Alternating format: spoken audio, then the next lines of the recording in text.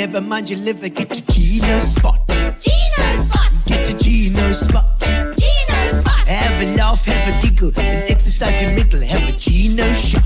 Gino shot. Get to Gino spot. Gino spot. Get to Gino spot. Gino spot. Have a laugh, have a giggle, and exercise your middle. Get to Gino spot. Gino spot. Hello, ladies and gentlemen. Welcome to Gino's Spot tonight on this amazing, what is it today? Tuesday. Yes, it is a Tuesday, COVID Tuesday. Fantastic to have you all aboard tonight. We've got Magnetic Storm and Glenn Finnick. That's right, that's our guest tonight. We're aging old chaps, you know, myself and Glenn, of course, we've been many years together, you know, more than I can handle, you know, thinking about for too long. Hello, Jane Stevenson, nice to have you here aboard as well. I don't know about that picture. Hello, Lawrence Kaplan from Checkers, lovely to have you here too, young man. It's fantastic to have all these people aboard, you know. And I've got, of course, you know, a bit of back pain, you know, how it gets with when you're getting old. We have to resort to things. They call it speed dating and stuff these days. With me, it's carbon dating, you know. What is speed dating anyway? Why can't we just rely on good old-fashioned alcohol and bad judgment? Talking about that, I've got a bit of Fitch and Leeds, yeah? Thank you to Fitch and Leeds, our sponsor, and to Spar, our other sponsor as well up here. Look at them, innovation. They're embracing tomorrow. They're not embracing today because obviously COVID. Okay, here we go. Cheers, everybody. I hope you got a drink. Put in a little Fitch and Leeds. I've got, we're going to be talking about that just now because they got a whole lot of new drinks, aren't they? Clever little buggers, eh? Mobia, of course, our internet. You know, it's good. The internet is very good. What do they call it? Multitasking, eh? Multitasking. I know how to multitask. Let me tell you. I can poop and wee and fart and everything all at the same time. Just like that. Hello, Jace Dean Bowden. Nice to see you, old chap. And Jacqueline Brown. I bet you they call you Jackie Brown. Yes, Jackie Brown was a nice movie as well. Hello, Bev Finnick. Lovely to see you too. That's lovely. I see the Finnick family here as well, you know. They're all around, all gathering around like a big family reunion. I hope so. You know, as you get older, these things are more important. You know, as you get older, so your toenails get harder as well. You can't even use a toe clipper. You need a bloody pair of wire cutters to cut it off. You know, my toenails are like Doritos. Oh, sorry, I'm probably spoiling your drink. You know, my heels turned to... Hello! Yes, I got a great taste in your interview. I've got a great taste all over, let me tell you. My heels are like Doritos and like biscuits. When I walk across the carpet at night, when I go to the loo, then it rips up the carpet like Velcro. I don't call it the John. You know, I used to call it the John in the old days. I don't call it the John. I call it the gym. Because then when I tell my friends in the old age, I'm going to the gym. And then they're very impressed with me, you know. Because you know you're getting old. You know you're getting old. If a beautiful lady walks past and then your pacemaker makes the garage door open, that's how you know you're getting old. Or if you get into your rocking chair and then you can't get it moving. Eh? Hello, Darren Blackman. Nice to see you as well. The musicians are in the house, you know. Hello, JP Crown. Ahoy to you too. He must be a sailor, hey, aren't you, JP? Indeed. And you know, another reason why you know you're getting old is if getting lucky. You know what getting lucky is when you're old. It's if you can find your car in the Spar's parking lot there in Wooma. You know, that's called getting lucky. Let me tell you, and COVID is a hell of a thing. I've been very, very good at social distancing. and masking up. Whenever I go out, I hate it. It makes me so angry when people cough near me, you know. They mustn't near cough. I said, don't near cough. You know what I tell them? Far cough. That's what I tell him. I must cough far away. Right, reach no dear. Oh, there's another old magnetic storm bugger, eh? And Etienne Dysel love to awesome me, mate. That's right, a lot of sailors on board. Hello, Tracy Thorne. Well, nice to see you, young lady. And then Mbulilo Skaka, hello, hola, I said, how you doing, Mbulilo? Very nice to have you. Hope you've all got a drink. Tell me what you're drinking, eh? Tell me what you're drinking. All right. So, ladies and gentlemen, we're going to do our song. I'm going to sing your comments. Put up some comments here for me to sing. Eh? Let them fly. Let them go. Hello, Liam Prince. Nice to have you aboard as well, young man. Looking very spiffy in your suit, indeed. Okay, so let's hit the song. Let's hit the song so we can sing along with some of these chaps over here. There we go. That sounds nice. Little bit of Queen. Yeah. A Grizzling, a Colo, Liam John Prince. It says, how's it and common, Mochas. It says, hello. It says, I love you, yeah. And Doran is there. He's a little thing called Crone. Oh, Jane Stevenson says hello there. Wendy Tompkins is there every time. She's always in the crowd. That's right. Justine Barron's in Hungary. And cheers, but Jacqueline Brown says cheers. Wow. There goes Bethany. She says JP Crone. Ahoy, Gino. That's a trade. Very, very sailors. Because Tompkins is hot. Yeah. All right. Etienne with the copy on the E, and Tracy Thorne from the VVP, and Mbulelo Skaka says hola Gino, and MS said hello. JC Bowen. Oh yeah. Oh no, I didn't say that, Jason. I didn't say that at all. Felicity Wong, yeah, having a pinchy. Yeah, that's very nice. Oh no, Jeff, we'll have to get that to you. Jeff Applewhite is very thirsty. I'll get Justin to see what he's done. He says, Gary Wilson. Hey, Keith Murcott, looking forward to hearing Glenn on your hilarious show. That's right. Oh, Carol Jacobs, all the way from East London. And Donovan, there is Becca from Texas.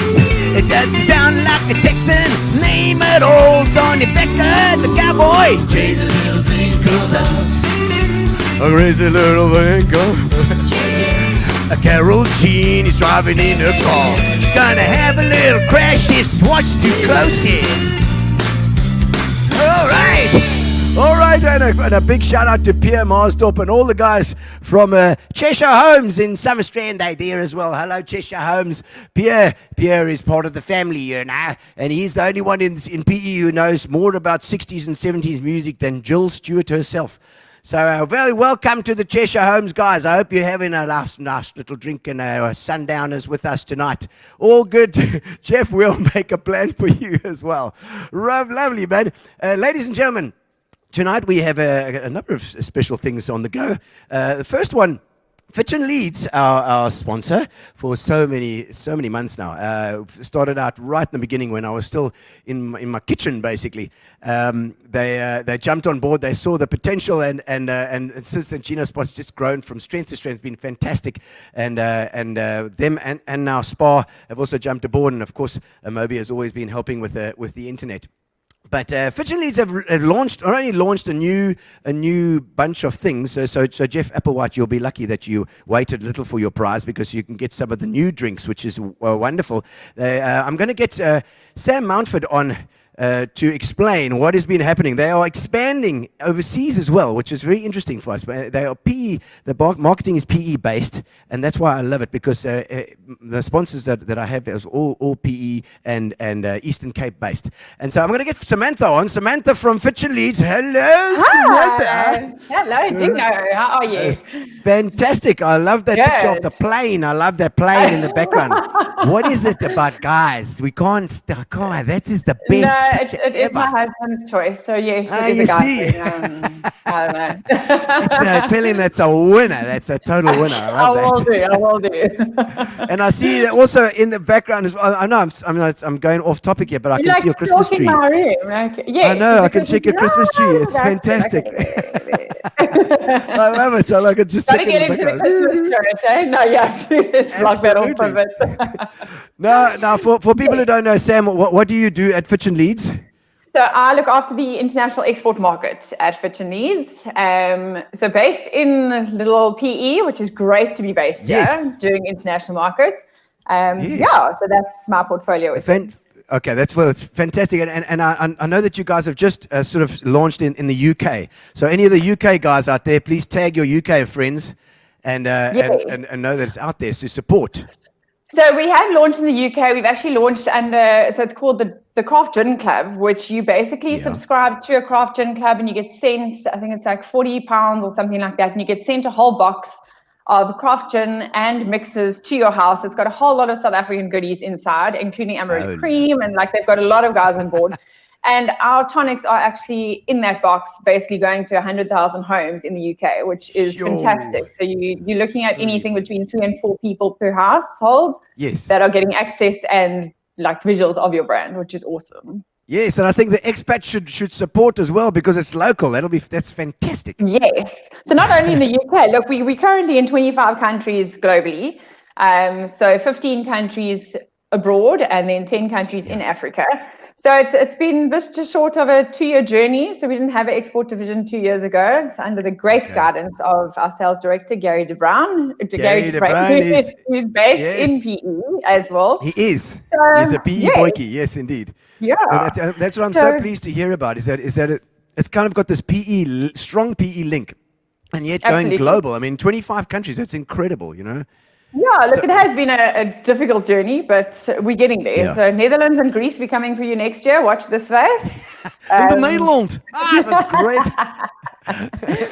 Awesome. Yeah, so currently our biggest market is actually the US and Canada, Australia, Germany, and the UK. So anyone there looking for our product, you can go online, check where we are, check who you can get it from, and we'll get your product to you. It'll make you feel like PE and Eastern Cape inside as well. Absolutely. So I am drinking one of our new products. Yes, me too. That's fantastic new products. It is a non-alcoholic range that we've just brought out, so the Moments range, and so if you guys, you can actually get it in the Spa stores. So. Go and shop along, Spa.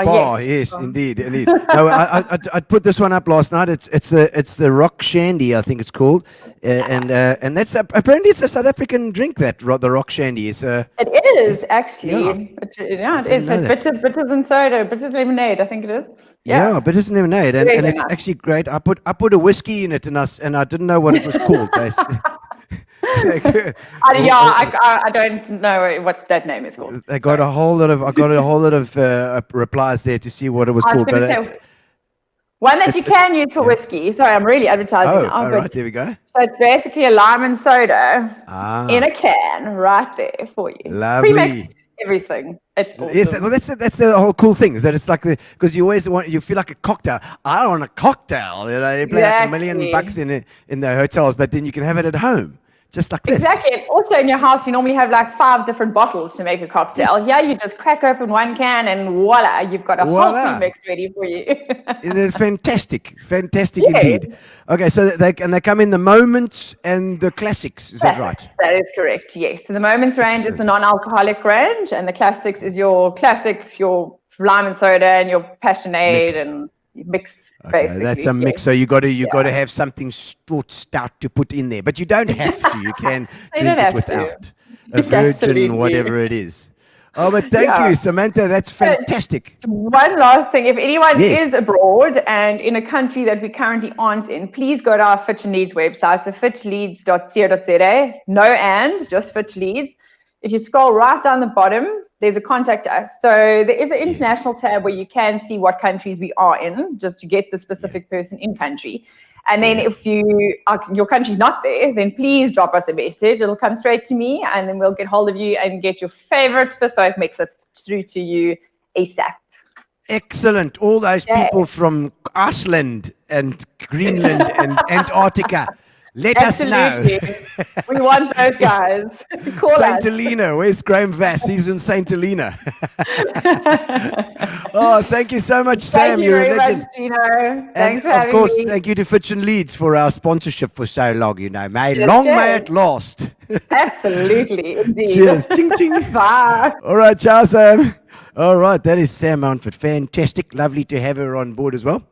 And now, ladies and gentlemen, we are going to do our usual. On Tuesdays we have Darren Fuller doing What You Watching. So we're gonna start with What You Watching. Let's see what you got.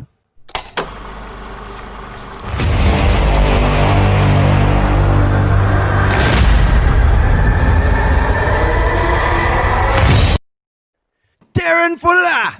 Hello. How you doing? Look at you. You look I know. beautiful. I know. I'm like a Christmas Mickey Mouse. Yes, it's fantastic. I love it. I love the look. It's pretty heavy, so I don't have a headache. I'm just trying to keep it on my head. All right. Hello. They need to make it a little light or a little tight around you. You need a strap around here. Yes. Keep it on. Yes. That would have been nice. I would have looked like a horse, that's- but at least it would have stayed on my head. Okay, Darren. Well, tell us what you got for this week. I shall. Okay, hello everyone. Okay, so I was going through Prime and I was trying to find something to watch, and there were two things that luckily I passed on, which was Lamageddon, I kid you not, and Santa Jaws, about a shark with a Christmas hat. I almost watched these, but I didn't, thank goodness. So what I did watch, Alien Worlds. It's new to Netflix. I looked at it and I was like, I'm not entirely sure what you're trying to tell me. Is this factual or is this a science fiction show? And I watched the first episode, and guys, it is so beguiling. I'm absolutely in love with this show. So if you haven't watched anything, it's showing us what life would theoretically be like on other planets, putting into effect gravity and, what we can theorize about what we know about that planet. So the first episode takes place technically on Atlas, which is one of the first planets that were found outside of our solar system. And guys, I'm telling you, I was just so entranced by the characters that they came up with. By characters, I mean, gelatinous masses that don't have any bones because the gravity is very high on this planet. But it was just amazing. It was so cool because they were showing, okay, I really love science fiction. And I mean, I've always really wanted to travel to another planet. So there is that. But it was just so interesting, like the things that they take into account, these weird, creepy, like spider things that jettison up into the air with hydrogen and then like drop onto things that are flying through the air to eat seeds. Anyway, guys, I'm so invested in the lives of these animals that don't even exist. So please do watch Alien Worlds. It is so good. I mean, considering if you like spiders that have hydrogen and float up into the air and drop on you. But it was great. Watch it. So good. And then I started watching, I know I'm a little bit late. It's not an old show per se, but I think maybe it came in at the beginning of this year or the end of last year. And that is Dracula. It's a 3-part mini-series on Netflix, which was created by Stephen Gattis and Mark Gattis and Stephen Moffat, who are two of the writers for Doctor Who. So obviously the writing is amazing. So Dracula, I hadn't watched it for whatever reason, but we started to watch it this last week. and it is so good, guys. It obviously has some nuances, some new takes on the Dracula legend. The lead actor is a Danish actor, and he's just absolutely brilliant in the role. It's a lot sassier than previous versions of Dracula, and it's really, really good. The writing is amazing. It's just 3 1.5-hour episodes, so it's very doable. You can binge it, but it's just really, really good. Excellent acting, excellent writing, and if you like, Dracula, and not gonna lie, excessive gore to a certain extent, you really have to watch it. So good. Okay, and then taking away from gore and blood, since it's Christmas, I found this film. It's also new, 2020, called Godmothered. It was very enchanting. It was very sweet. So the premise is there's this school for godmothers, and they're being trained how to be a fairy godmother. But of course, in these times when we're all jaded, we don't believe in miracles and love at first sight, etc. They're kind of running out of jobs. But their newest recruit is young and passionate, and she wants to start working. And when she finds out that there's a problem, she finds the only person that needs help on the earth, apparently, is a 10-year-old girl. So she's not that great at her job. So by the time she actually makes it there, this girl's like about in her 30s, and she has kids, and she's a single mom. So basically, the entire premise is her trying to fix the mom's life and reintroduce the Christmas spirit, etc., and save the fairy godmothers. Guys, it's so lovely. I mean, I know fairy godmothers sounds but it was so lovely. It was so Christmassy, and it has Isla Fisher as the main character. Very, very lovely. So that's pretty much my advice for the week. Unless you guys want to find that Llamageddon or Shark Jaws. Other than that, yeah. Shark Christmas. What is it? It's Shark. No, it's Shark Jaws. It's a shark with a Christmas hat that eats people. Yeah, and Llamageddon is about a crazy llama that comes and eats people. Yeah, Llamageddon. I kid you not. There's a movie right now that you can watch called Llamageddon. God, it's like what Sharknado was the other one, wasn't it? Ooh, The sharks I tried. I did as well. Frankenfish is a classic. That's about sushi that like flies through the air. But Sharknado, no, that's a waste of your time. That was fantastic. Thank you very much for your Christmas look and your Christmas greetings and your Netflix and whatever else you got. That was fantastic. Thank you so much. All right. And we'll see you next week, young lady.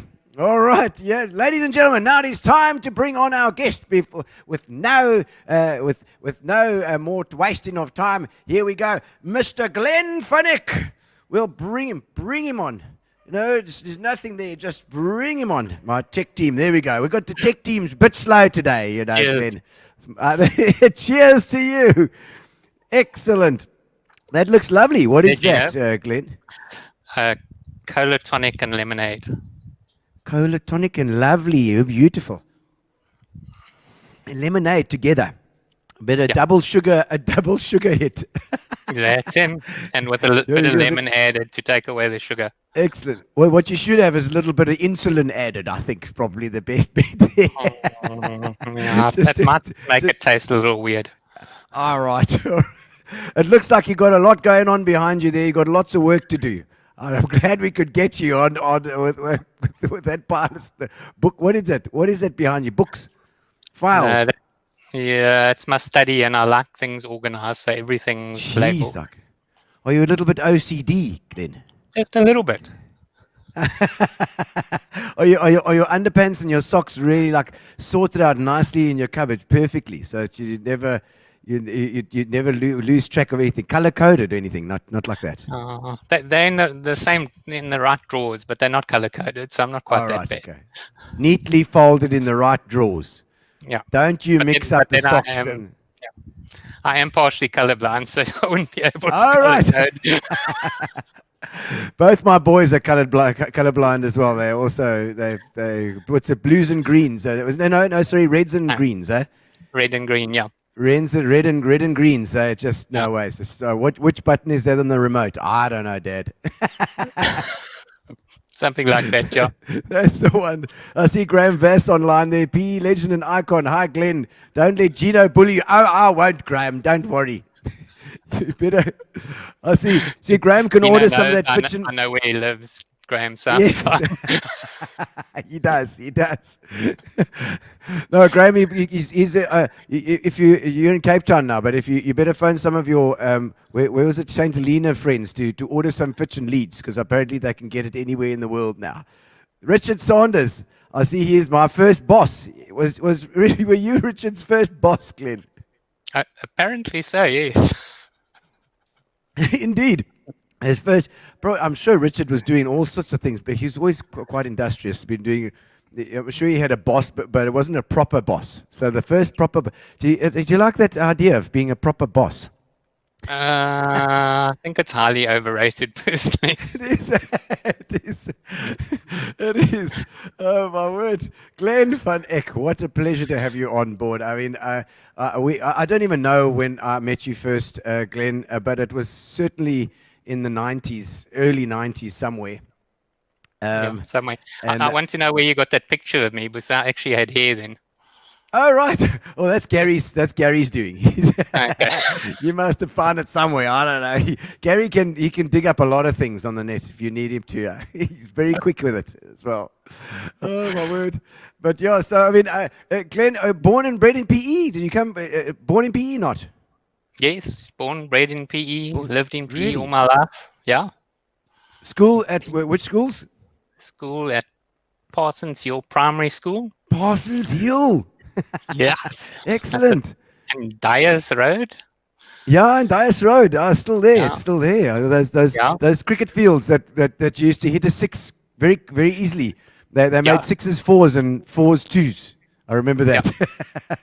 You don't want you to hit it over the fence. You got a six if you actually hit the windscreen of the car that went past. Oh, jeez. Oh, my soul, I'm sure. Yeah, Nikki Myers and Nikki Curtin saying hello to you there, Glenn, as well. You've got lots Nikki, of friends. How are you doing? There's been a lot of love for you on the comments already, I think, as we've been going along here. You know, Glenn was wondering what happened to your previous head of hair. Yeah? Oh, who needs enemies when you got friends like Keith Murcott? You know. Yeah. What can I say? Keith is one of a kind, and we thank the Lord every day. You've still got hair, Viv says, just not as much. Okay, thanks, but. Oh, there's Jane Stevenson's online as well. Pics on the web. Google yourself. I don't know. It strikes me as something you might not do. I don't know. Yeah, no, not high on my priority list. No. Do you stay off? I find people who run companies, especially larger companies, don't often stay off social media. Is that true? Yep. I probably go in about once a week, and I have a look at the alerts, and then I leave. Right. Okay. And hello, Mimi Rupp as well. See, and Denise Hey, Kemp, Mimi. of course. Denise. Also, always involved in the events for many years now that I've known, I'm sure, and always very professional. Yeah, no, without a doubt. Can't remember when I actually met Denise either. There's way too many people I can't remember when I met. Indeed, it's like it all gets hazy over the years, you know. But I mean, one of my earliest memories of you, Glenn, was when I was with Eminent Child, with Darren and Brad and Mike, and we were doing our and Chris Dexton, in fact, at that time as well, and we were doing our gigs, and we were always short of gear. We were always needing a light here and a light there or something, and we always came to you, and you never said no, Glenn. You were always there for us, and it was always no charge. Don't worry, boys. You can play it whenever you need. It's fine. What can I say? I'm a bit of a pushover. You know, how can you run a proper business like that? There we go. Mike Zutmulder is another entrepreneur in town. Age catching up with. Oh, don't talk, Mike Zutmulder. He's the same. Mark, I'll get you for that one. Indeed. So where were you at high school then, Glenn? Went to Alex, Alexander Road High School. Yeah. Okay. My brother went there too. So actually, he went to Parsons Hill Primary too, for that matter. Yeah. Oh, is it? Is it? Yeah, Ah, we kept it in the family. yeah, I see that. It's actually so you're around the same age, I suppose, then, but elderly. Not quite. He's got a couple of years on me, thank goodness. Oh, really? I see Richard Saunders saying, keep strong, guys. Difficult time for both of your industries. Best of luck to Glenn, Gino, Gary. That's absolutely. It's a hell of a time. I know, but we'll discuss that later. We try to ignore that at the moment. We're looking forward, Glenn. But now, Yeah. okay, so high school, Alex, did you study at all, or did you go straight into business? No, I started studying. I was going to become a chartered accountant. Was what I thought I wanted to be. How very And, very boring. Yes, now very, very boring. Actually, I must watch out. My accountant might get upset with me if I say that. And then at the end of the first year, I did my 3 weeks of student with an auditing firm, and that pretty much cured me of any delusions of wanting to be an accountant. Jeez. Okay. So it was a bit of reality. Yeah. Then I started a garden service the next year, and it became Garden a choice. service? Yeah, I used to push a lawnmower. My word. But that's very industrious. It's very entrepreneurial. Yes, it had a really original name too. It was called Glenn's Garden Service.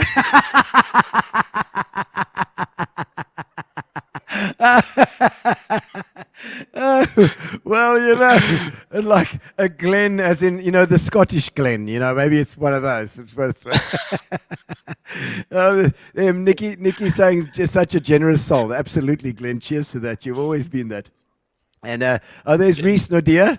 I see Reese, because Reese started his days at Magnetic Storm as well, I think.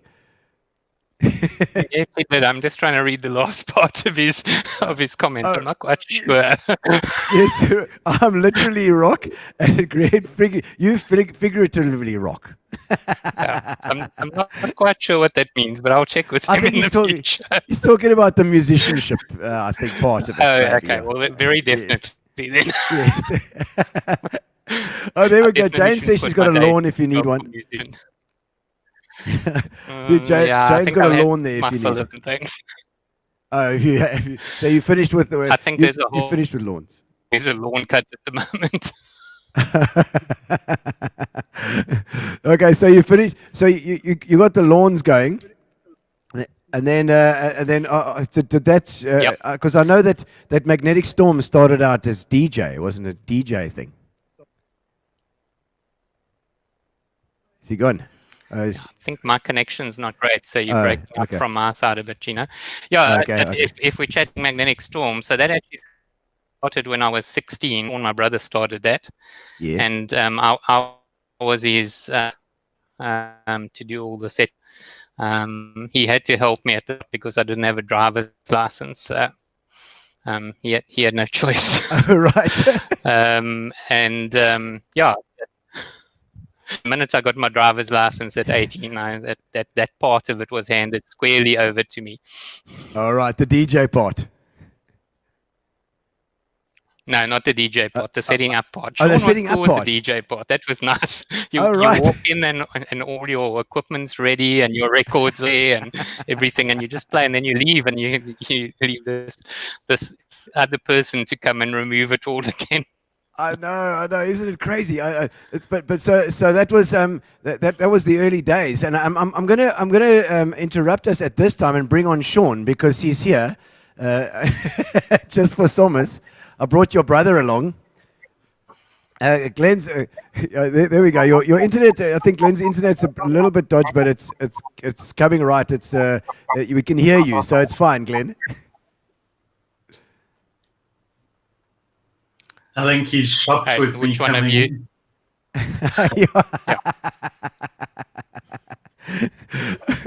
Okay, Sean, tell me about those early days while we're busy here. The Magnetic Storm DJs, Glenn and Sean, rocking it out. I tell you what, Gina, it was the best thing on earth because, as Glenn said, I could just arrive, do my thing, phone and say, okay, you can come and pick it up now. And all over, we used to do little radio things, mistaken pay and various things like that. Bon appetit and that. And Glenn just was amazing. He's the make it happen guy. Eh? So you were all like the stars and glitz and glamour, and Glenn was bringing on the dirt cart to clean up after you. You bastard! You bastard! I know. But, you got all the money. I'm still broke. Well, Glenn, I suppose you got, Glenn was amazing. That's why he's got broad shoulders now from carrying. We had a thing like of plywood, and it was huge. It was a meter above me, 3 sides to it, and then a roof over it. And we'd stuck ball mirrors to it. It was painted black and all of this stuff, and then lights overhead and a smoke machine and everything. And Glenn had to, I think sometimes it was carried on a roof rack or something like that. And he was amazing and did become a DJ himself eventually. Oh, my word. Zoetmulder says Warmer Town Hall after nipping into Warmer Gardens. Yeah. Oh, goodness. I met... No, go for it. I was going to say, Gino needs to ask you about Green Acres Motel, the Green Bushes Motel. The Green Bushes Hotel. Tell me about the Green Bushes Hotel, Sean. But Glenn used to set up for me, and by the time I got there, the crowd was all warmed up and everything. It was ladies' nights. You remember when Ralph and the guys, Mutt and Jeff, used to do Hunted Retreats, the hotel there? We did the Green Bushes Motel the next night.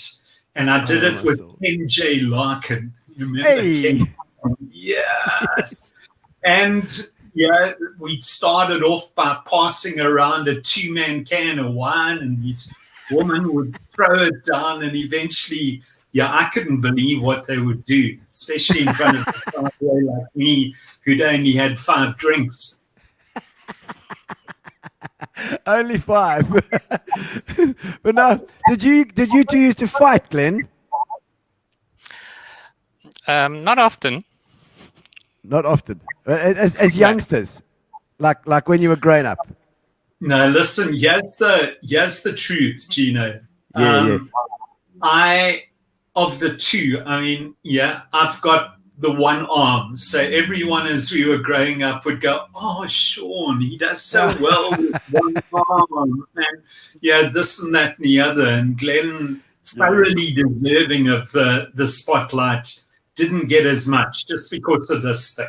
I take advantage of it every now and then. And of course. So I felt for Glenn. Looking back on it. He had no chance. He didn't have half of anything. He's got 2 eyes and everything. Yeah, so anything. He didn't have anything to work on. No. I'm gathering now that Glenn was always the good boy, and you were always full of crap. Yes, I was a stoutgat, but Glenn doesn't drink a drop, not even in a cake, like a brandy cake, and that won't have it. Jeez, I made up for him and my other 3 brothers who didn't happen, especially in varsity days, those first few years of varsity. But I'm a better man now for it. Oh, good. All right. So you got other brothers here. There are other brothers. No, those were, in case there were, I used to drink for them. Oh, I see. Sean thought he should have more brothers, so he was making up for them. Yeah. and for me. Yes, indeed. So you always got the short end of the stick, Glenn. Yeah, you could put it that way. Did you had to be the responsible one? Yes. And we'll leave it right there. All right. If you look at it, and this is the typical situation that happened. Yeah, I would. And you look at the Splash Festival that we started together. I would come up with these crazy ideas, and Glenn would make it happen. I'd go, yeah, and do this and that, and he'd make this brilliant thing happen. I'd go, okay, we've got like some banners and a few things arriving from the sponsors, and he'd have his little container office there. Next minute, there'd be like 300 banners and flags for the and all types of things. And I'd get there in the morning and sort of go, why are those 10 banners not up yet? But, yeah, he'd make it happen. He is amazing. If anyone crazy wants to make something happen, he's the guy. Right. You want a harbour festival organized as he did with a lead time of 18 days, he makes it happen. He's amazing. But all over the place, but it comes together. Yeah, absolutely. It can't be perfect. Do you think it's part of your OCD, Glenn? Yeah, I think that probably is it, yeah. And I've been very privileged to have a great team over many years. Yeah, you have to have something like that, and I think it's. I don't know about. I mean, I know for a fact that it's all about your relationships with people. Over the years. Yeah, it's always been a case of trying to give more than what is promised, and I think that's quite important. And also just about actually knowing what you're trying to achieve and what your customer or even a sponsor needs, and trying to make sure that you actually deliver on that. Yeah. Well, sometimes they're not too sure. They think they know what they need, but they've got no idea what it actually will look like. So you've got to make it a reality. Yeah, very much so. And also, I think the other big thing is to try and do things that are different. PE is not always that daring to do different things. So it takes a bit of convincing sometimes. Oh, they said Glenn knew how to make us full sandbags for the volleyball courts, says Donovan Becker. Yes. Yeah, of course. If I can do it, he can do it too. Well, Denise says at least the brother of yours appreciates you, Glenn. Well, I think yes. I think that's for sure. Gino, I think the awesome thing about Glenn, and that's why so many people have made the comments tonight, if you could sum Glenn up, it's that word integrity, and always adding value. There was a wonderful story, and I won't tell you who the client was, but it's a big business. And Glenn and them lost this particular pitch to do their business. And it was a big launch. And the night before the launch, at like 10 o'clock at night, the GM phoned him and said, listen, Glenn, these guys are stuffing up, and specifically on carpeting. And the function's like 10 o'clock the next morning. And next minute, there was Magnetic Storm there and fixed it. He didn't have to. He could have gone, you chose them, you Stu. Yeah, Yonky, yo. Yeah, he created magic. You'll remember Carpet with Indecent Obsession. Oh, yes. Indecent Obsession. Tell us about that gig, Glenn. Because I have some memories of that. Yeah, I don't know if we should actually talk about that one. It was at the Westbourne Oval. I'll jog your memory. and the stage wasn't set up on time because they wouldn't let us come in. Oh my word! And then the roof started leaking and it started raining. It rained. It rained like hell. Indecent Obsession. I don't know if any of the people that are watching were there, but this was probably like 95, 96, maybe 93. Yeah, probably closer to 93. Because I was with a band called Zister, the metal band, and I was the youngest in the band. They used to dress me up in all this leathers and stuff, leather underpants. And had studs and stuff everywhere. And we were ready for this gig because we were going to be opening for Indecent Obsession and Little Sister. I think, was it Little Sister, Glenn?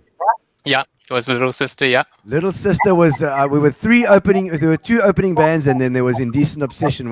What were they? Kiss Me, wasn't it? Wasn't it? Woo, Yeah. woo, woo, woo, kiss me.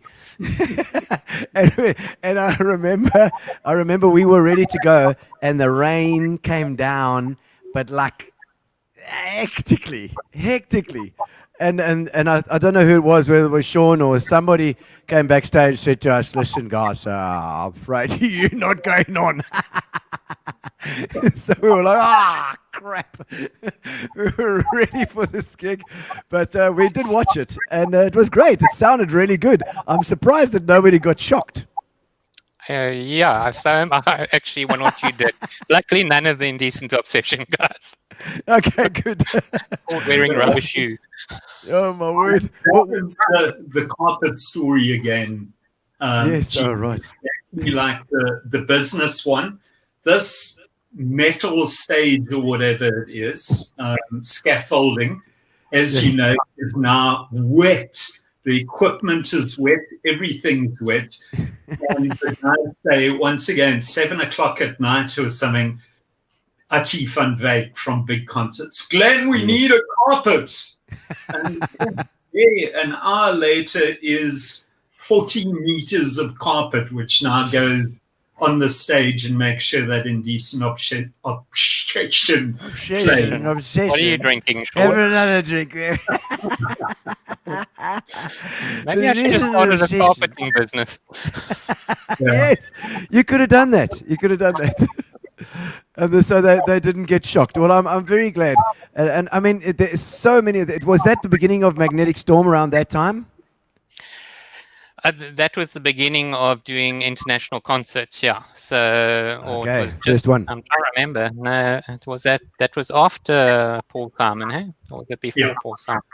After Paul Simon. It was after Paul Simon. Did you do Paul Simon as well? Yeah, Paul Simon, yeah. That was our first one. So that was the one after the cultural boycott was broken. Yes. But there we just helped organize all the sound lighting, and that came in from Joburg. That was Oh, okay.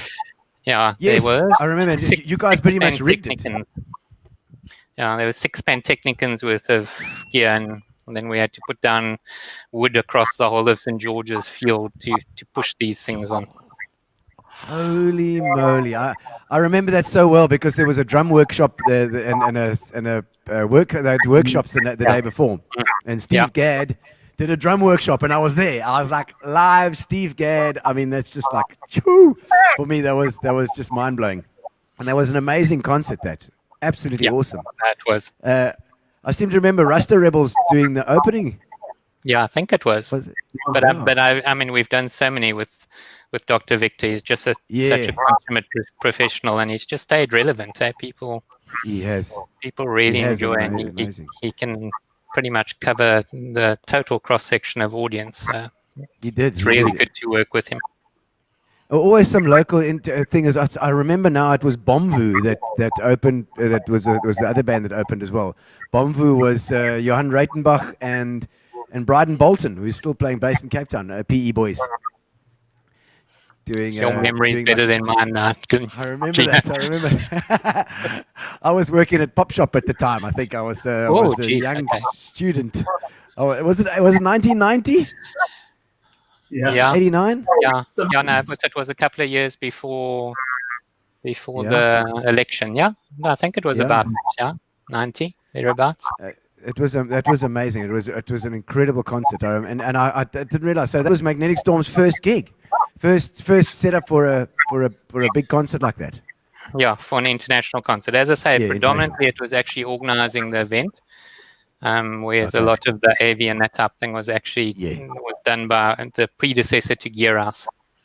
Yeah, okay. That Ati van Wyk, he used to bring in a lot of people, didn't he? Yeah. Yeah, no, I mean, Ati's, once again, he's the one that sort of stood the test of time And there's been various promoters over the years. I mean, I can't remember his name now, the guy who brought in Celine Dion.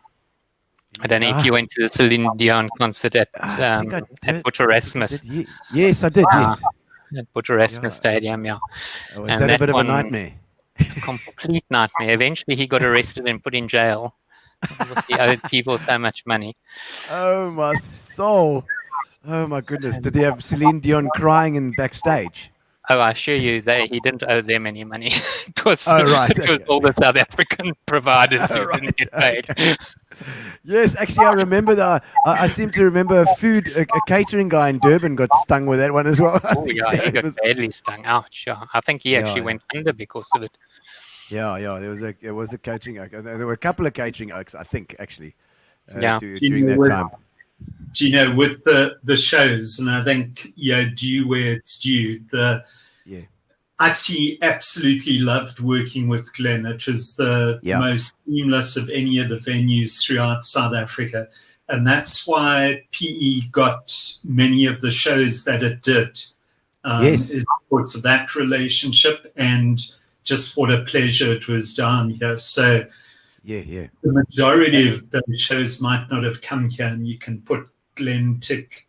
Absolutely. It's that relationship thing again. You have to have that bond with the guys, and it's so true that Ati wouldn't think of it unless he had a contact here that somebody that he could rely on. Yeah, that's it. But Sean, thank you. Thanks for coming on. I wanted. There's nothing that you can give away in your brother that really irritates him. What are the buttons that you push with Glenn? What does he not enjoy? Yeah, there isn't anything major apart from being myself. I'm often with the things I ask him to do. We weren't that close when we were young. I mean, we played Scalextrics and Risk together. I think we did the odd little, what do you call those, chemistry sets and that type of thing. Yeah. But who was the bad sport? It was like the one that pushed over the chess pieces and stuff. Yeah, that was me. Hey? But Glenn, we've gotten close since my days at the boardwalk, and then so it's probably about 15 years or so, and I think I still irritate him with my ideas. And you can see the eyes roll, and he looks around at his team, and probably Glenn and Graham Batts are the two that I think have been the brunt of my years. Classic. And an awesome father, an awesome chef. You can ask him about that. Oh, really? Learned to cook brilliantly, and as I say, an incredible father as well. Yeah. Oh, man. And now just before you go, Shauna, just a quick overview of what you're doing with the coaching, the tourism coaching. In tourism, which, yes, Gino, as you can imagine, is desperate at the moment. It's been a really tough year, and I think people were hanging on by fingernails for the summer season now. And with us being a hotspot, the X are losing bookings at the moment. So as Nelson Mandela Bay people, and even guys who are out there in the rest of the country and overseas, need to talk about people taking a summer holiday here. I can't help say it, that wherever you go on holiday, or whether you stay at home even this summer season, it's dangerous everywhere. If you do the things of wearing a mask, sanitizing your hands, social distancing, you're not going to get it. You've got as much chance of getting it as NP as anywhere else. So I'm desperate for the guys. From my point of view, I'm doing coaching, some consulting, working with Glenn, doing some of his marketing at the moment.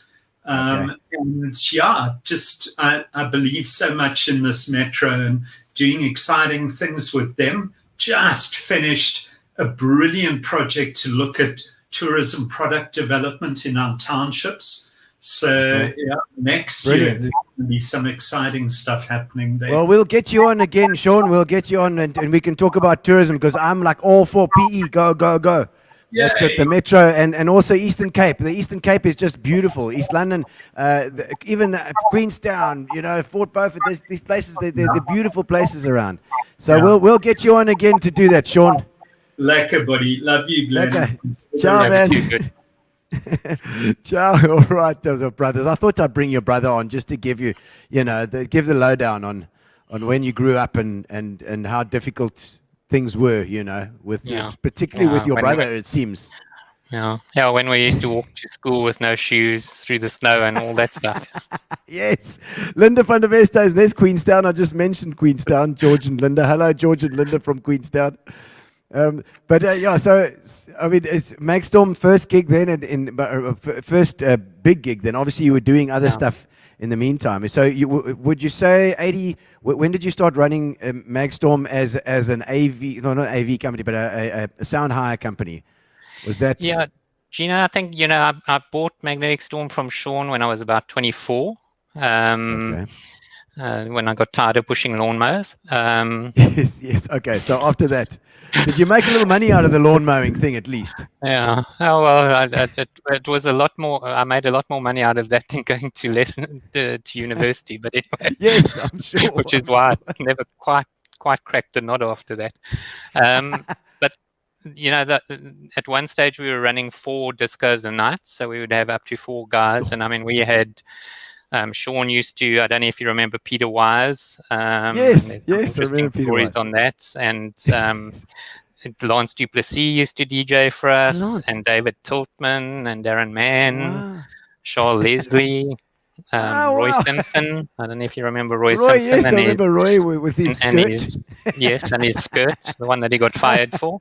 Yes, he was always a source of great laughter for me. Is this whole skirt story? It seems so silly now. Yeah, no, definitely. So we used to run up to 4 shows a night with that. So and then it was a case of the industry started sort of coming into its own, and there were more things. So you were finding things like Pick and Pay Hyper had just opened sort of roundabout there, and they were looking at doing fashion shows and promotions, and it sort of was a natural progression to actually go from disco into sort of the sound and lighting. Yes. And as much as I eventually became a DJ, not out of choice, DJing was definitely not my passion. For sure. Organizing and doing shows and that type of thing, that I really enjoyed, where you could spend time and figuring things out, and that's sort of where I went. And we sort of went through a period where people weren't quite certain what we were, and then we actually decided to cut the disco at that point and actually say that we didn't do it anymore to sort of get that clarity. So you had to lose that thing. I remember in the 90s, you telling me you've got to lose this thing, this DJ thing. People phone all the time and ask for DJs. Drives me mad. Yeah. And especially our technical staff, when you called them DJ, they were not happy. They didn't want to be that. I see Tip and Crisp over here is also. Yes. Duncan Crisp must have done some stuff for you. Duncan is Tippin was our receptionist DJ. At one stage too. Oh, Tippin. In the 72 Park Drive days. In our first real office. Or second right. Office. Yes, with the of course my dad made that fence for you, that black and white fence. Yeah, my father put that together. That was in the 90s as well. This says that your dry sense of humor is the best. What a great man to work for. Oh, see, lots of love there for you, Glenn. And lots of laughs way back then. Yeah, simpler days. We used to, when it wasn't busy at like 3 o'clock in the afternoon, we'd close down and just have the phone ringing, and then we'd go outside and play volleyball in the garden. Yes, it sounds like a Google office kind of vibe. I like that. Very much. We were way ahead of our time. Unfortunately, we lost it somewhere along the way. I'm amazed at this is so good for guys to hear, especially young guys that are getting out into the market here, trying to get a business going, trying to get something running. You start small and you build and build and build. That's the entrepreneurial thing. Yeah, I think that's very important. And unfortunately, we've got into a situation with the sort of instant gratification that we've all gone to some degree or another, that people want to go from one point to the next point in a click of fingers. And, there's the odd person who's lucky and can get that right. But at the end of the day, it's just hard work. And, an analogy that I've been told occasionally is that people see where they are and they see the top of the mountain and they don't realize what they've got to do to get from where they are to the top of the mountain. Yeah. They want a helicopter there and it doesn't work that way. yeah, that's true. It's just one step at a time. That's it. It's little bit.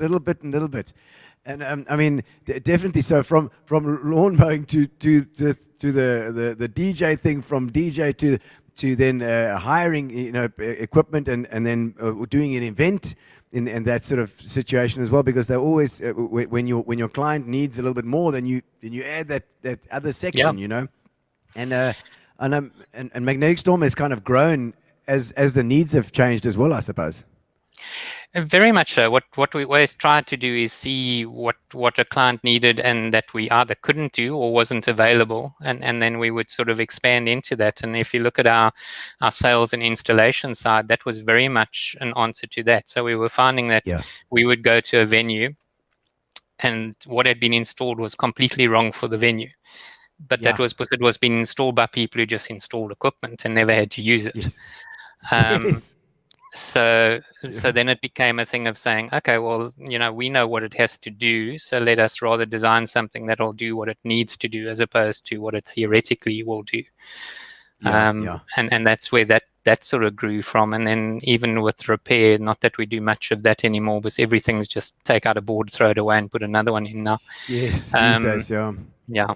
As that was for our rental gear. So then it just expanded into doing others. But if you got someone doing that, you might as well sort of work on other equipment. So it's very much been that. For me, the passion, the real passion has always been organizing things. So especially big events are where I really enjoy myself, where I can sort of forget all the stuff you got to do for the receiver revenue and all your other bosses. They think because you're the head of a business, you have no bosses. You have more bosses than the people who work for you, and none of them pay you. No, they don't care. They just don't care, man. But that's so true. It's just like heading up something like this as well. You've got to be the strategy guy. You can't always be. Sometimes you just want to get down there and go and organize an event and do all the stuff you want to do, but you end up having all this other stuff on your head. It is hectic. Very much so. And Donovan was talking about filling sandbags. Splash was, as Sean said, the two of us started it, and it started as the Harbour Splash in the first 2 years. Then it moved to Kings Beach. Then it moved to the Happy Valley, and then it moved to Hobie Beach. And basically we did it for 22 years.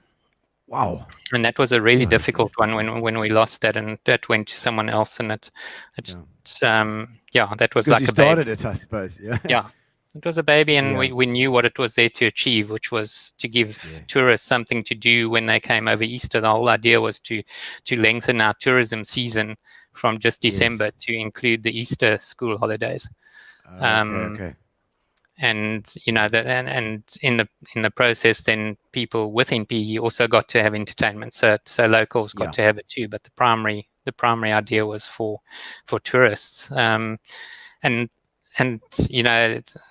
as I said, Donovan said there about filling sandbags. We used to have the volleyball. Yes, I remember the volleyball. First night beach volleyball was done in PE. Sure. Actually, in the country. And we toured with it eventually. We were going around in an old combi microbus in the days when you didn't go through the Transcar.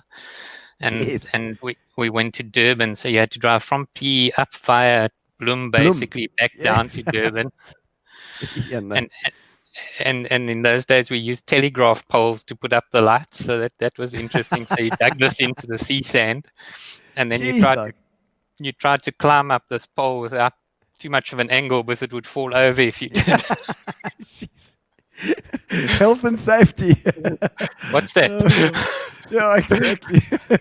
Oh my word. Sometimes we joke, and health and safety people are going to hate me for this, but we say health and safety was invented to stop natural selection. Yeah, some of these tech guys are insane. I got to say. I mean, I've seen some guys in the Feather Market Hall and the thing, and it's like it's like trapeze artists, you know. Yeah. You think, what the hell? You've got to be so careful with stuff. Oh, yeah, no, very much so. So I mean that. So there, we were always fighting with Easter is when you have the highest tide of the year. Yeah. Because that's why Easter moves with the moon. That's why Easter isn't the same dates every year. So yeah, we were trying to hold the beach back from the sea. What the hell? Let's just take on nature. Oh my word! And it would start breaking the wall, and then you'd be filling sandbags to try and fill the hole. Sandbags again. Oh my word! I've got some comments here. Let me just see what's going. It says Glenn, a legend in his own lifestyle, incredible journey of doing it right over the years. Outstanding service. And I've got to say that whenever Magnetic Storm is there, it does for me. If I come and do a comedy gig or something, I know Mag Storm's there. I'm like, okay, cool. We've got no hassles. There's never any doubt in my mind that everything's going to be fine, you know. And every single show that I've seen, and there's been plenty. When you guys have been there, the lighting has been phenomenal. All the gear has been amazing. It's all been always new gears, always always good stuff. Incredible sound. Great technician always. There's always somebody behind the desk that we've known, and that it's really competent. So really a feather in your cap for that. You know, amazing functions wherever Mag Storm's been involved. Yeah, once again, as I say, I've been very privileged to have a great team over the years who committed as well. And no one person can do anything on their own ever. But I think the big thing, and this is something that we've always prided ourselves on, is that when things are going right, anyone can do it. Yeah. It's when things go wrong that you see who the real professionals are, and especially if the client never finds out it's gone wrong. Yeah, that's the one. Well, I'm going to bring in somebody here that's gonna help us to point out some of those times when things have gone wrong, possibly, and that's Dave Limbert. There we go, Dave. Hello, Dave. Hello. We thought we'd bring him in, Glenn. I hope you don't mind. No, it's fine. I'm sure he won't embarrass me too much. Oh, Dave Don't Limbert. forget you at work tomorrow. Hey, I get my revenge. Dave, first of all, tell the people what you do at Magnetic Storm and how you've known Glenn. Yeah, I work at Magnetic Storm. I'm head of creative something. Never quite sure what. So if Glenn's the grown-up, I'm the child. How's that? I get to play and he tells when I'm naughty. I don't know. I always seem to get that role. It's not fair. You make a good grown-up. Oh, no. So I've known Glenn, since the early 90s when I worked at the Opera House. He eventually conned me to come back when I was living in England just after the turn of the century. And I said yes, and no one else would make me an offer since, so I'm still here. Despite you putting out your CV so many times. This LinkedIn thing, it doesn't work. And Dave, I mean, I know you've always been involved in sound, as far as I've known, but I know you've done lights, and you've done you from the Opera House days. I wouldn't know. That was where you. But thanks. The Opera House days was where you started there. Was that your first? Or was that before then? You're a bit older than that. Then you're a bit older. How old are you? Basically, I trained as a theatre stage manager and a lighting designer. So I grew up in theatre. Went to drama school, worked in the West End. Decided there was no money in theatre at all, ever. And then got involved in the corporate environment where the toys are newer and there was some money until recently. So yeah, as most theatre technicians suddenly at some point realize they're too old for it and go into something else. Yes, but definitely put your hands into everything. So I mean, as a stage manager, as doing something like that, you've got all the different things that you do, you know. Yeah, I'm most of it, and events is my thing now. Lighting will always be my passion. Yeah. Theatre never gets away from you. You have it for the rest of your life. So I still do a lot of shows in town. I light a lot of shows, which is great fun. I teach a lot of kids now. So theatre crafts is still important. So we're still trying to educate and get these kids up and running so that one day we can stop. Yes. Well, I tell you what, I always, whenever I think of a Magstorm, big Magstorm show, I always think the lighting. Lighting is always impeccable. So, well, thank you. So I'd like to claim it was all mine. It's not, but thank you. Always good. I mean, so you've been working now with Glenn, sort of more strategically, I suppose, in the end. Yeah, so basically, Glenn, as I said, Glenn is the adult. So Glenn has a very logistic mind, as Sean said. He's very much you ask for something and he will come up with a solution. So my role tends to be I will come up with the ideas. I will promise the client that we can fly to the moon, and then I'll go to Glenn and say, "How are we going to fly to the moon, Glenn? I've just sold it." I've just told them already. And then Glenn will go processing, and then an hour or two later he'll come back and go, right, we're going to do this, and how much do you charge them? And then I hide under the desk. Can you see what Jane's saying here? David is our very own dramatist. So you're drama on stage and off stage. I reserve comment. I've always known you as a straight talker, Dave. Well, you don't take a lot of crap. I'm born and bred stage manager. You must have met a few. He doesn't take any crap, actually. Nothing. Dave, well, you know exactly where you're standing with Dave. It's always there's no hiding there anything. There's no underlying whatever. It's straight. What you see is what you're getting here. No, Dave. I mean, David. I was just going to say, and David's lighting designs are, I mean, they've just added to our whole quiver as far as, you know, giving events, and we just work really well as a team as well on the bigger events. As David gets to play a little bit more than me, but hey, what the hell? We each do what we do well. Yes. You do now, Dave. You had a story about a Segway. Yeah, well, fuck. Sorry.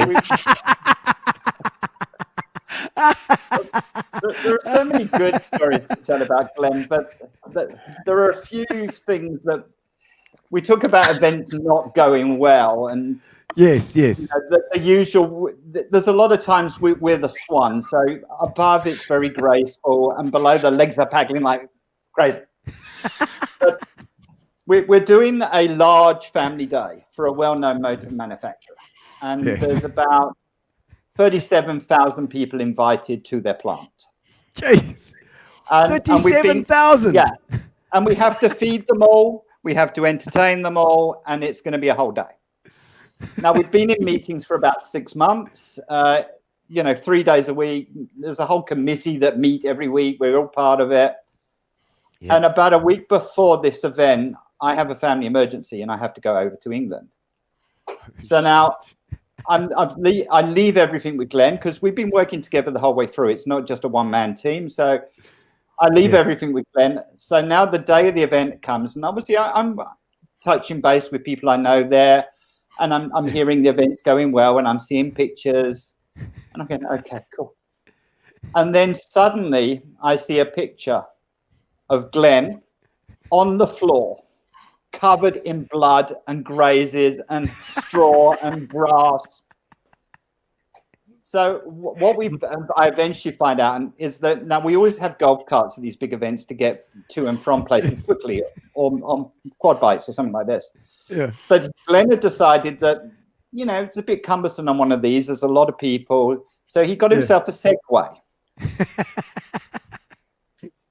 And the story goes, I wasn't there, but the story goes that the Segway refused to stop until he hit a fence. No, the Segway stopped. I didn't stop. That was the problem. So anyway, so he gets up and is all dazed and starts saying, "No, I'm fine." And the client eventually comes and says, "Go to the hospital." It's blood all over. And luckily we have a lot of my other colleagues. Andrew Gibson then takes over, and there's the team can cope. By that stage, it's a good thing. Glenn goes to hospital, and everyone kind of forgets about it. We remember it every now and then until this motor manufacturer comes up to us and says, "We'd like to do the next one of these."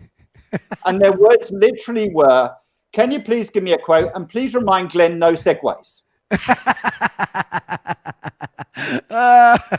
Oh dear, Glenn, they are tricky to ride. I'll give you that. Oh, it wasn't the riding that was the problem. Hit something that isn't moving, that the Segway stopped and you don't. Oh my word! But thank you, Dave.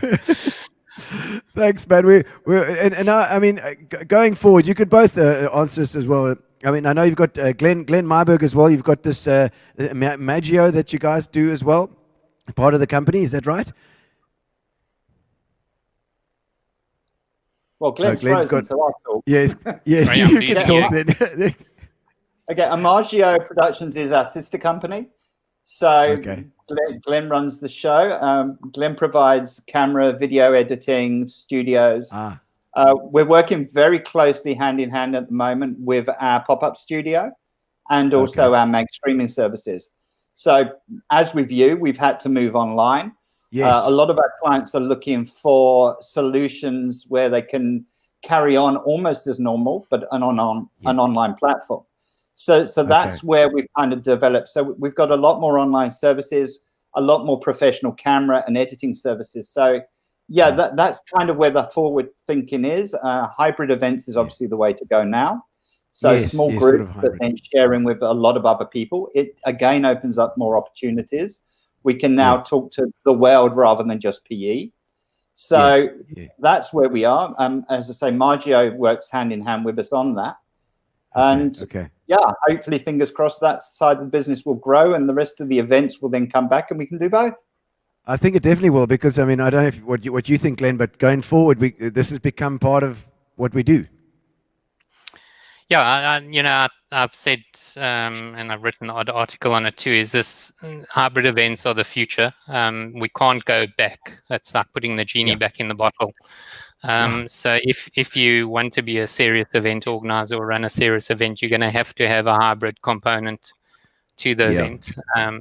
And I think the important part is, and which people don't necessarily think through, is that you actually have to structure that component differently. You can't just show whatever's happening in the venue, because the people there aren't there, so they're not getting the same feeling. So you need to give them something else. Yeah, no, absolutely. And it's like you say you got a studio like 100 square meters. I mean, that's great, and it's with lovely lighting. No doubt that Dave's helped a bit with that as well. Yes, no, I think there's more lighting per kilo, or there's more lighting per. No, I don't know what. Yes, there's way too many lights. There is just the right amount of lights. It's what we need. What you need. Yes, David. Yes, David. Oh, Dave, thank you for coming on and giving him a bit of a rev. I like that Segway story. I don't know if you've got any other stories about him. Maybe they're not the ones that we should be talking about here. No, I think one I will tell you, just to show why he has a loyal team, is the Glenn Special. The Glenn Special. There's a thing called the Glenn Special, and everyone who works for Magnetic Storm will be smiling now. Events, as you know, there's no smuttiness. Oh, right. Okay. So when you work long hours and you're working an event, you probably missed lunch, you probably missed supper. your process of the show, and probably the loadout as well. Now, at a lot of these times, Glenn will be popping in to say hello and check up on what you're doing. And he's famous for bringing a pie from the garage, a Coke, and a chocolate bar. And when it's 3 a.m. and you've had a long day without food, it's well received. And that's known as the Glenn special. All so right. if Glenn pops out, everyone's looking to see if he's brought a bag with him, because then you know he's brought a treat. Oh, excellent, lovely, and it's like that late night thing. I was speaking to Stuart Taylor the other night with Kurt Schoonrod. He always does a comedy set where he talks about late night pies, at the petrol station. And they're always drunk, and they're always chewing a pie. Well, that sounds like a late night pie. Very good for you, Great for the arteries. Good. Yeah. They work. Work off. Yes, I'm sure they do. Dave, thank you for coming in, man. It's been nice to have a couple of the mates in as well, And best of luck going forward. And take care. We'll see you soon. Okay. Oh, it's Dave Limbert. I've said, I don't know, I can't, we were trying to talk about when we met each other as well. I think it was also the early 90s at the Opera House, I think, when we met Dave, doing lighting and sound and whatever else was there at the Opera House. He had to do everything, I think. Graham Vass, brilliant show, guys. Thank you, Graham. Merry Christmas to you indeed. Now, we're coming to the end, Glenn. We're not going to keep you for much longer. Thank you for your time, of course. Great. I always have, at the end of the show, I always talk about the proudest moments and the crappiest gigs. Any particular proudest moments you can think of? Yeah, there's a few, but probably the one that will be hard to top is when we did the 2010 FIFA, the official 2010 FIFA Fan Fest at St. George's Park. Wow. Which we won on tender as the operator, and that one we were appointed 3 months later than any of the other operators around the country. Sure. We're the smallest budget in the country. And it was basically 31 continuous days, and we'd be there about 8 in the morning to open for 10, and we'd finish at about 2 o'clock in the morning. Oh. And yeah, we basically, and that was a serious team effort. We basically ran all the technical for that. Plus we did the whole entertainment program. We brought the artists in, which was interesting in itself with flights and whatnot at that point in time. Sure. And we even ran a soccer competition for the clubs that sort of mimicked the FIFA Fan Fest. And we had a kiddies area where they could play, obviously, FIFA, amongst other things. And we pretty much had most of the big South African artists on one day or another. And that I remember going down there as well. Yeah, and I cursed my way through the whole thing, as did most of us. Did you have a Segway? No, I didn't have a Segway. No one will let me drive Segways anymore for some reason. Okay. And sort of like a month after it was finished, it was like, when are we doing it again? And that is amazing. It was really, just the team spirit and PE pulling it off. We had the 3rd highest numbers at a Fan Fest park in the country. Whoa. That just shows it has to be good to do that. You don't just draw people more than other places. But wow, that is a really proud moment for sure. Yeah, we got a very nice complimentary letter from the head of the FIFA fan parks who sort of were overseeing all the fan parks. So that was really stunning. And as I say, just the team spirit that was involved in there, and sort of covering for each other and just getting through it was stunning. And the other thing that was quite nice for that was we actually installed the PA system in the stadium, in the Nelson Mandela Bay Stadium that, and we were actually running all the AV and sound for that as well with the team. So it was a busy time, and I don't think that we'll ever be that busy again. It would be nice. But I don't think we That'd will. be great. Maybe we'll get another World Cup. We'll see. Yeah, you never know. Never know. The Olympics. Yeah. We'll get it. We'll get the Olympics someday.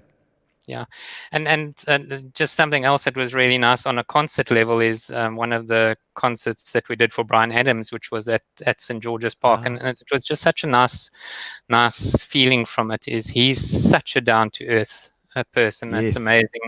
And he would, there's outdoor concerts, your sort of build up period is about 5 days. It's not a quick setup. And he was in for 2 days before. And he'd come into the dressing room, and then he'd come out and he'd walk around and chat to the crew. No airs and graces, none of that type of thing. And that's such a nice thing to see with that. And I can't remember the song. One of the songs he sang, and we had the follow spots up on the Duck Pond Pavilion, up in the camera position, right at the very top. Okay. And we had 4 follow spot operators working those ones. There were other ones too. High up, and the lighting designer was shouting at them to please keep their follow spots still. But what was happening is people were stamping their feet so much that the whole Duck Pond Pavilion was moving. So the follow spots were moving with it. Yes. Holy crap. Shame. No, Philippa went to that concert. She's sitting here. She said she was there. I had a gig, and I was flying out to Cape Town or something at that time, unfortunately. Yeah. But she did get me Mickey Curry's signature, I think, the drummer. Oh, wow. Yeah. No, and they were great with that. It was interesting with Bryan Adams too. He wouldn't actually sign something unless he knew why he was signing it. So there was no things for like collectors. If there was a reason, he'd happily sign it and put a message, but no sort of, here's 10 posters, stick your signature on it. Oh, right. Scenario. So that, so right. that was really nice. And, lowlights. No, worst gigs, like crappest gigs. Yeah. Like getting there and things. I'll tell you one. I remember with Eminent Child, it was PE's windiest day. Obviously, I remember Indecent Obsession. That was another story. That was rain. Yeah, no, let's not go there again. With Eminent Child, Darren playing guitar on the beachfront at King's Beach. I don't know what it was. It was something, and it was Maxstorm, and the poor guys were out there in the driving wind. It was like hectic gale force winds, and the whole speaker stack started to move, and the top 2 speakers fell off. And I just thought to myself, oh no. The band carries on playing, it's still going, but the speakers, I think you had to repair those. No, they were a little bit wounded. I think 2 of them. The one was also it was a splash, and it was actually the first one at Hobie Beach, and the stage was probably where the main stairs goes down, and they hadn't finished yet. It was supposed to be finished before splash, but it wasn't. So it was still a dust bowl and whatnot. Oh, jeez. And a gust of wind came through and ripped half the roof off of the stage. In literally 2 seconds, and we were scampering up the scaffolding trying to cut it free because it was flapping all over the place. Yes. And don't you find it's always the ones that you do for nothing and do for free? Do you a favor. Favors are always the worst. And then the other one, which was that stands out, is the Elton John concert at NMU. Oh, here we go. NMU. That one is Gary Bolson saying that was a challenge. Yeah, and he it's because we had to do it on the cricket field, so his dressing room in a tent. Yeah. And he's quite pedantic with his requirements for it, and like some of the things are a square vase measuring 10 centimeters by 10 centimeters, 20 roses cut at 15 centimeters, and all this type of thing. My soul. Which really irritates you, no matter how I'm used to a lot of strange riders, but really that takes the cake. But it was the first. The disaster management had actually just before that, they'd received their outside the event truck, which had like computers in and all this type of thing for them to run their jock, and they had it parked up there, and they called me and said, you need to come and look at this. and they actually were showing 3 storm systems coming together from 3 different directions, and they met right over us. The rain that came down, you literally walked like you stepped outside of something and you were already drenched. The security, because it was raining, deserted their posts and went into the merchandising marquee to stay dry. So we had all types of people running into production office to try and get dry themselves too. Our ushers, not our ushers, our ticket takers were actually manning the gates, but security had left them. Oh my soul! And it was like you go out and you start shouting at them, but this is really stupid, and they look at you as if you're completely and totally insane. Like, why would I want to go out in that? Yeah. Why must I work in this? Come on. Oh no, Glenn.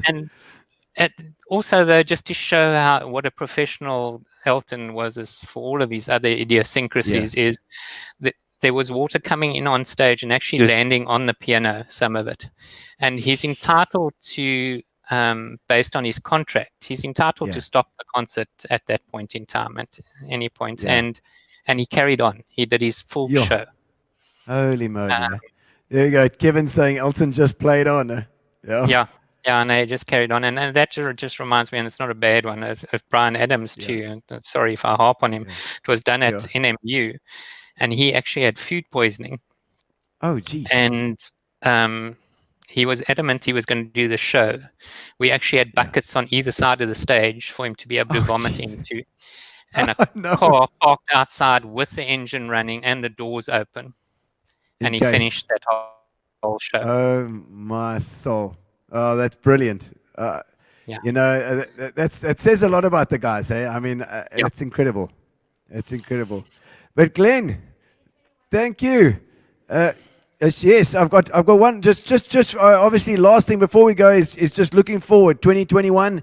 I'm hoping. I think that people want to get out there again as soon as they can. As soon as the vaccine starts, they've done the first vaccines being administered in England. I saw today.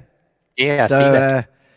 So we're hoping that it's going to be coming here very, very soon. And when it does, I think that people are going to want to get out.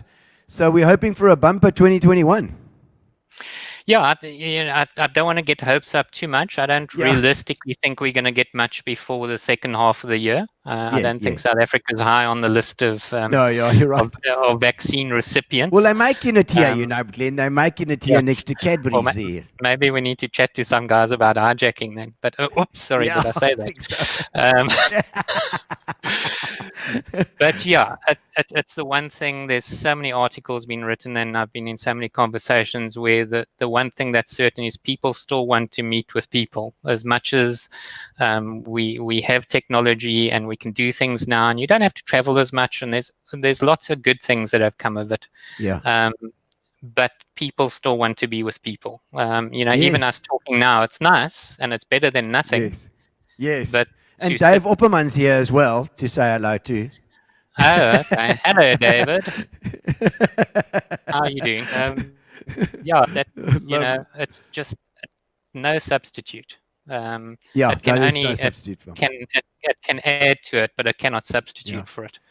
But I'm thinking that everybody's postponed their shows and postponed their stuff, and they're waiting for the chance, and then it's going to be a huge thing, a surge next year. I think everybody's keen to get out and do their end of the year parties. I definitely think it can be a good year. Yeah. She Mrs. Bryce. She's part of our family. So those secret family Bryce. Okay. That's what it is. Yeah. For a live show again. Yes, Wendy, you're right. Gino. But Glenn, thank you so much for coming on, and thank you for giving of your time. I really appreciate it. Oh, are you freezing? You're freezing a bit. You freezed a bit. Yeah, no, I'm back again. You're back. Yeah, I'm frozen. thank you so much for your time, and thank you for spending it with us tonight. It's been great. Yeah, it's been a great pleasure. Thank you for having me. It's it's absolute pleasure, man. I'm sure, and we'll keep in touch and have little checks. I want to come and see your studio for your hybrid functions as well. You know, let's have a look at that. Okay, We're actually putting this type of event together and just keeping people entertained and not giving up. Huh? Yeah, well done. No. Thank you very much, Glenn. I know it's a hell of a thing, but that's all people have got at the moment. So we're gonna provide it for them. Yep. But thank you very much for joining us in Gino Spot. We're gonna hit the competition now. Thank you, Glenn. We'll put him backstage for now, and it's the competition. Right now, I've got an interesting one for you tonight. Interesting one for the Fitch and Leeds. You're gonna win a case of Fitch and Leeds delivered to your door. Even if you're in the UK, or maybe I don't know which other places that Samantha can send to or Gary can send to, but we'll see. It's a song and the artist, but tonight I just need the artist. I just want the artist of the song I'm going to play on the drums. It's a local, so get your brain waves moving. We're moving over to the drums. Yeah, the drum cam. All right. Okay, I'm going to play the song now. I want the name of the artist in the comments. In fact, you can tag him if you want to.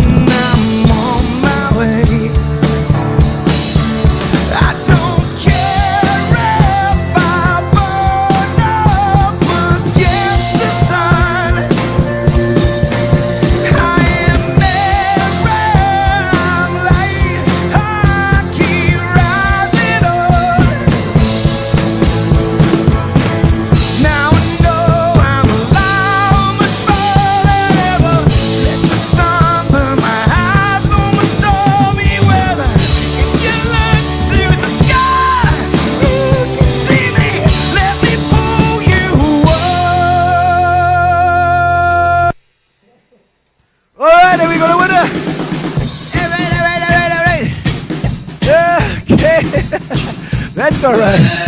The show is over and it's time to say goodbye.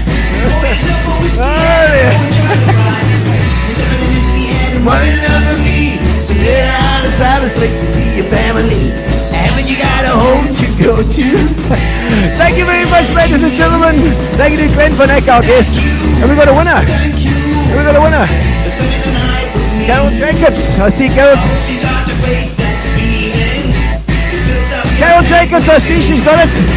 All right. You're the winner. It's Wayne Callis. We got Wayne Callis. I thought I'd put a local one in there for a time. All right.